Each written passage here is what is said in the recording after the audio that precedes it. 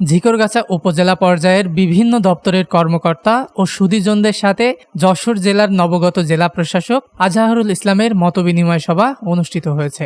বুধবার সকালে উপজেলা পরিষদের কনফারেন্স রুমে এ মতবিনিময় সভা অনুষ্ঠিত হয়। উক্ত অনুষ্ঠানে উপজেলা নির্বাহী অফিসার ভূপালী সরকারের সভাপতিত্বে প্রধান অতিথি হিসেবে উপস্থিত ছিলেন যশোরের নবাগত জেলা প্রশাসক আজহারুল ইসলাম।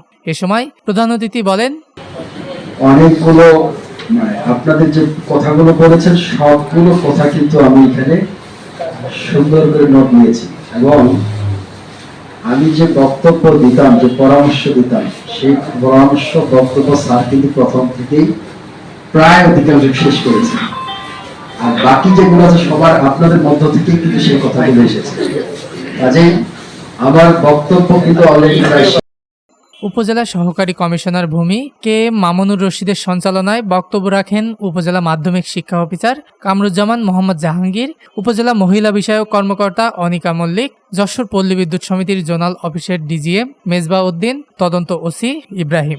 এ সময় উপস্থিত ছিলেন সরকারি বিভিন্ন দপ্তরের দপ্তর প্রধানগণ, সরকারি বেসরকারি সংস্থার প্রতিনিধি, ব্যাংক, বিমা, এনজিও কর্মকর্তা, বিভিন্ন রাজনৈতিক দলের প্রতিনিধি, বিভিন্ন শিক্ষা প্রতিষ্ঠানের প্রতিষ্ঠান প্রধান, মসজিদের ইমাম, ধর্মীয় প্রতিনিধি ও সুধীবৃন্দ।